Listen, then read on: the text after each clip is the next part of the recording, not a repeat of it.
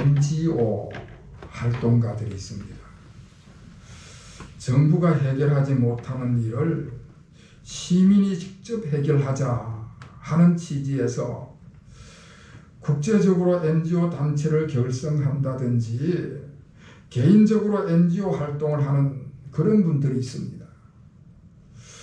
이분들은 주로 인도적인 차원에서 의료를 지원한다든지 문화교류에 힘을 쓴다든지 종교적으로 선교 활동을 하고 그렇게 합니다.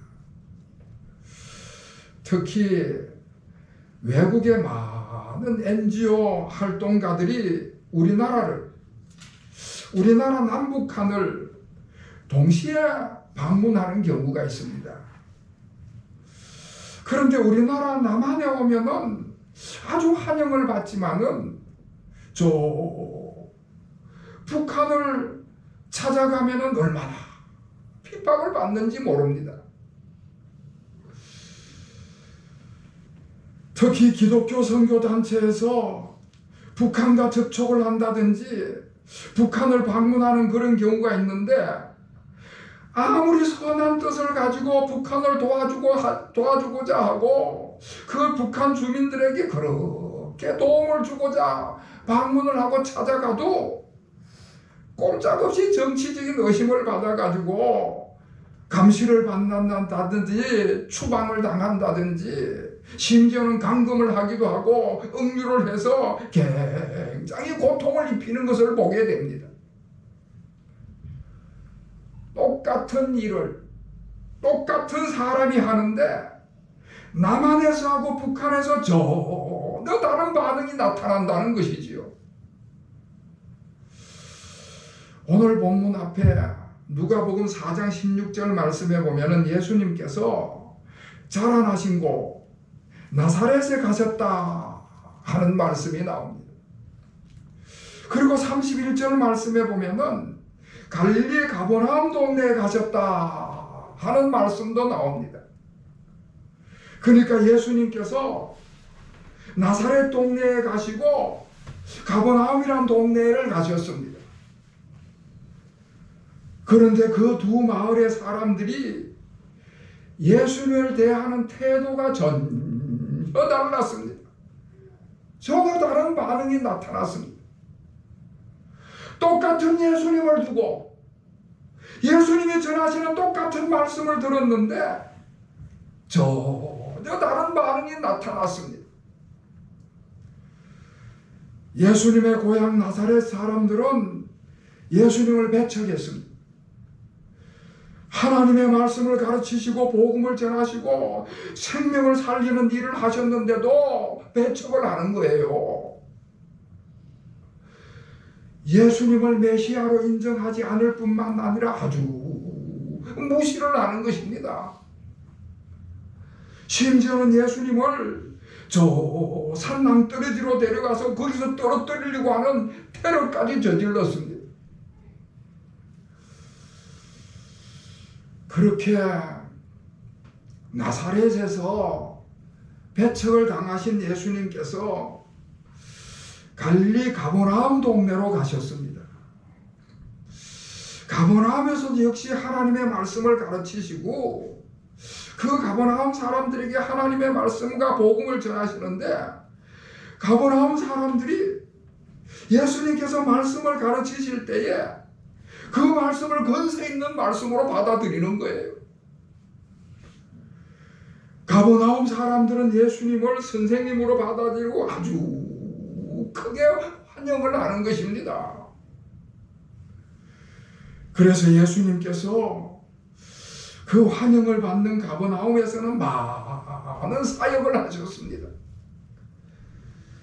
귀신 들린 자에게서 그 귀신을 쫓아내 주시고 병든 자를 고쳐주시고 죽어가는 영혼들을 살리시고 생명을 회복하셨습니다. 놀라운 하나님의 능력과 은혜가 나타나고 아주 위대한 구원과 축복의 역사들이 나타났습니다. 나사렛에서는 예수님이 배척을 받았기 때문에 거기서는 아무 사역도 하시질 않았습니다. 병을 고친다든지 능력을 행하신다든지 그런 일들을 전혀 하지 않으셨습니다. 그러니까 나사렛 사람들은 예수님을 배척함으로써 예수님이 행하시는 그 놀라운 구원과 축복의 은혜를 전혀 맛보질 못하는 것이지. 우리가 흔히 하는 말로 굴러 들어온 목을 차버린 꼴이 되어버리고 말았습니다. 그러나 가버나움 사람들은 예수님을 환영함으로 인해서 예수님께서 행하시는 여러 가지 능력과 예수님의 베푸시는 그 은혜와 그 모든 축복들을 다 맛볼 수가 있었고 경험할 수가 있었습니다. 예수님께서 안식일 날 성전으로 가셔서 여러 사람들의 병을 고치셨습니다. 해질 때가 됐는데도 많은 사람들이 병자를 데리고 와서 밤이 새도록 치유 사역을 하셨습니다. 예수님께서는 목자 없는 양같이 고생하며 유리하는 그 무리들을 보시고 불쌍히 여기시는 것이지요. 한 사람 한 사람에게 손을 얹어서 그들의 병을 고치실 때에 예수님의 사랑이 전달이 됐습니다. 그들을 불쌍히 여기시고 긍휼히 여기시는 그 심령이 병자들의 고스란히 전달이 됐습니다. 놀라운 성령의 권능이 그들에게 온전히 나타나신 것이지. 자, 이렇게 밤이 새도록 밤이 맞도록 병자들을 치료해 주시다가 날이 밝을 때에 한적한 곳으로 물러가셨다 말씀을 하고 있습니다. 한적한 곳으로 물러가셨다 하는 말씀은 하나님과의 영적 교제를 위해서 기도하러 가셨다 하는 말씀이 되는 것입니다. 우리 예수님께서는 늘 사역을 하실 때마다 틈틈이 그렇게 하나님과 영적 교제를 위해서 기도하는 시간을 가지셨습니다. 그런데 그 가버나움 사람들이 그 한적한 곳에 가진 예수님을 찾아 나선 거예요. 한적한 곳까지 예수님을 찾아가서 예수님이 자기들을 떠나가지 아니하시고 함께 계시도록 만류했다 말씀을 하고 있습니다. 가버나움 사람들은 예수님께서 권능과 기적을 행하시는 그 능력을 보고는 예수님을 독점하고 싶었습니다. 다른 곳으로 가지 말고 우리 동네에만 머물러서 우리만 돌봐주세요. 우리만을 위해서 목회하고 우리하고만 함께 계십시다. 그렇게 이기적인 욕심을 부리는 것입니다. 여러분, 이렇게 예수님께서는 가버나움에서 아주 폭발적인 인기를 얻었습니다. 선생님으로서, 치유자로서, 강한 카리스마를 가지고 있는 지도자로서 절대적인 영향력을 끼치게 됐습니다.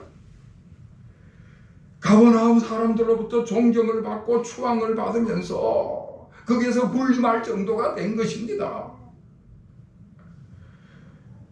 이제는 뭐 힘들게 여기저기 다니지 않아도 가버나움에서 편안하게 사역을 하는 그런 정도가 된 것입니다. 자, 그런데 여러분, 우리 예수님께서는 자신의 안위를 위해서 그 한 동네에만 정착하지를 않으셨습니다. 나사렛 사람들로부터는 비방하고 비난하는 소리를 들었고 가버나움 사람들로부터는 칭찬하고 추앙하는 소리를 들었는데 예수님께서는 그런 사람들의 소리에 귀를 기울이지 않았습니다. 사람들에게 유리한 소리를 듣든지 불리한 소리를 듣든지 그 사람들의 소리에 귀를 기울이지 않았습니다. 예수님께서는 오직 하나님의 소리, 하나님의 음성에 귀를 기울이셨습니다. 하나님께서 나에게 주시는 사명이 무엇인가? 하나님께서 나에게 어떤 사역을 하시기를 원하시는가? 하나님께서 어디에서 사역하시기를 원하시는가? 늘 하나님의 음성에 귀를 기울였습니다. 오직 하나님의 뜻을 찾았고 그 하나님의 뜻에만 순종을 했습니다. 그래서 그 가버나움 사람들이 그렇게 예수님을 붙잡았지만은 그 한 동네에서만 정착하기를 원하지 않으셨습니다. 서울에 우리나라에서 청년들이 가장 많이 모이기로 소문난 그런 교회가 있었습니다. 그 교회 담임 목사님이 청년 사역을 얼마나 잘하시는지 제가 굳이 그 교회 이름은 밝히지 않겠습니다만은 아주 청년들이 그렇게 많이 모이는 교회가 있어요. 청년 사역을 그 목사님이 참 훌륭하게 하셨는데 그런데 그 목사님에게 문제가 생겨가지고 그 목사님이 그 교회를 떠나게 된 거예요. 그렇게 되니까 그 교회에서는 새로운 담임 목사님을 청빙해야 되잖아요. 그래서 당회에서 청빙위원회를 조직을 하고 그 청빙위원회에서는 우리나라에서 청년 교육을 잘하기로 소문난 그런 목사님을 찾아 나섰습니다. 그렇게 찾아가지고 아주 훌륭한 목사님을 청빙하게 됩니다. 그래서 그 교회하고 그 목사님은 서로 합의를 하고 모든 조건이 이제 다 갖추어져서 부임할 날까지 다 정해놨습니다. 그런데 그 교회로 가기로 결정된 목사님이 목회하던 그 교회에서 문제가 생겼어요. 지금까지 우리 교회에서 아무런 문제 없이 목회를 잘 하셨는데 왜 우리 교회를 떠나려고 그러십니까? 굳이 그렇게 큰 교회 가서 목회를 해야 그게 좋은 겁니까? 우리 교회 청년들은 눈에도 보이지 않습니까? 우리 교회 청년들은 소중하지도 않느냐고.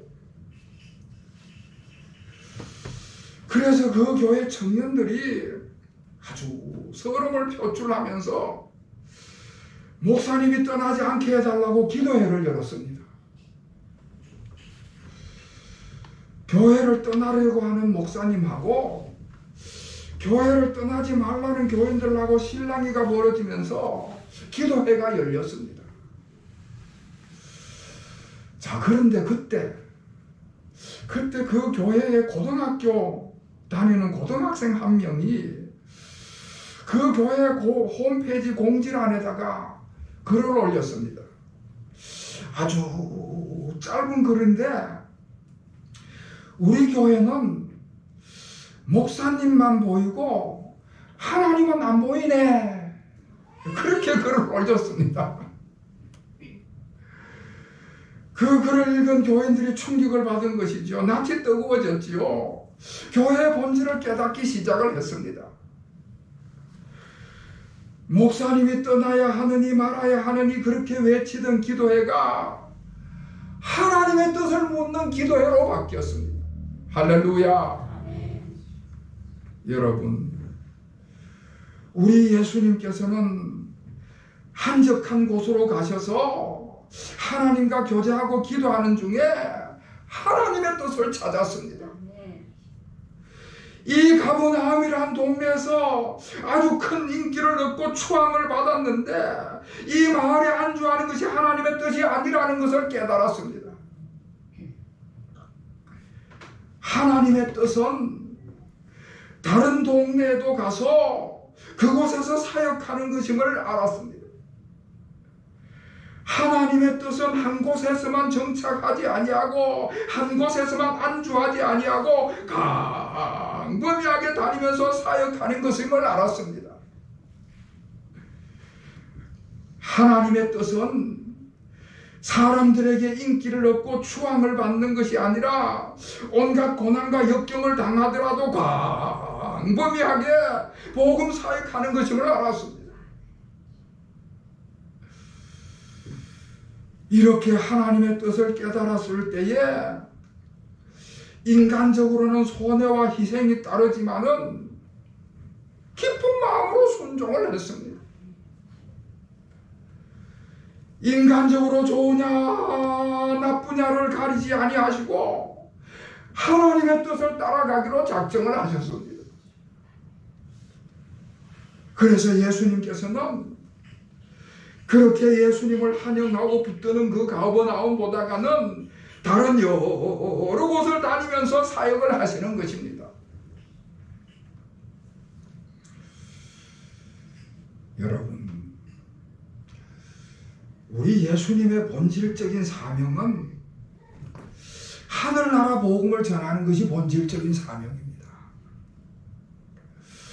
사람들의 병을 치유하신다든지 권능을 행하신다든지 기적을 행하시는 이런 것들은 다 복음을 전하는 도구였던 것입니다. 그래서 예수님께서는 이 땅에 오신 본질적인 그 사명을 감당하기 위해서 여러 마을로 다니시는 것이지요. 여러분 43절을 우리 다 같이 읽겠습니다. 시작. 예수께서 이르시되 내가 다른 동네에서도 하나님의 나라 복음을 전하여 하리니 나는 이 일로 보내심을 입었노라 하시고 아멘. 나는 이 일로 보내심을 입었노라. 하나님 나라의 복음을 전하기 위해서 이 땅에 보내심을 받았다. 하나님 나라 복음 전하는 것이 예수님의 본질적인 사명이라는 것입니다. 예수님께서 사역을 하시면서 병을 고치시고 귀신을 쫓아내시고 5,000명에게 떡을 먹이신다든지 풍랑을 잔잔케 하신다든지 놀라운 기사와 이적들을 많이 행하셨습니다. 그런 이적과 기사를 행할 때마다 사람들이 놀라고 예수님의 인기는 하늘 높이 올라갔지요. 그러나 그런 것들은 다 부수적인 사역이었습니다. 본질적인 사역은 하나님 나라 복음을 전하는 것이었습니다. 우리 예수님께서 공생의 사역을 시작하실 때 첫 번째 하신 말씀이 회개하라 천국이 가까웠느니라. 그 말씀이 첫 일성이셨습니다. 사랑하는 성도 여러분, 우리 주님 예수님께서는 하나님의 아들로서 그 하늘나라의 하늘 보좌를 갖고 계시다가 그것을 내려놓으시고 이 땅으로 내려오신 분입니다. 그렇기 때문에 예수님의 관심사는 하나님과 하나님 나라에 있는 것이지요. 예수님께서 주기도를 가르쳐 주셨을 때 우리가 예수님이 가르쳐 주신 기도를 우리가 기도할 때 그 첫머리가 하늘에 계신 우리 아버지요 이름이 거룩히 여김을 받으시며 나라가 이 땅에 임하옵시며, 다시 말해서 하나님 아버지와 하나님 나라가 예수님께는 가장 중요한 관심사라는 말씀입니다. 예수님께서 많은 사람들의 병을 고치시고요. 복음서를 읽어보면은 죽은 사람을 새 사람이나 살리는 역사가 나타난 모습을 보게 됩니다. 그런데 그런 사람들이 다 어디로 갔겠는가? 병나음을 받은 사람도 있고 죽었다가 다시 살림을 받은 사람도 있지만은 그들이 다 일정한 시간이 되면은 어차피 이 세상을 다 떠나서 하나님 나라에 임하게 된 것입니다. 그래서 영원한 기쁜 소식, 영원한 사람을 살리는 소식은 천국 복음밖에 없는 것입니다. 천국 복음이 가장 기쁜 소식이고 천국 복음으로 말미암아 사람을 살릴 때에 하나님께서 가장 기뻐하시는 것입니다. 사랑하는 성도 여러분, 우리 주님께서 가지신 천국 복음은 우리 주님의 본질적인 사역이었던 것입니다. 그렇다면 오늘날 우리들도 우리 성도들의 본질적인 사명도 천국 복음 전파하는 것에 있어야 할 것입니다. 천국 복음을 전파하는 것이 사람을 살리는 것이고 하나님을 기쁘시게 하는 것입니다.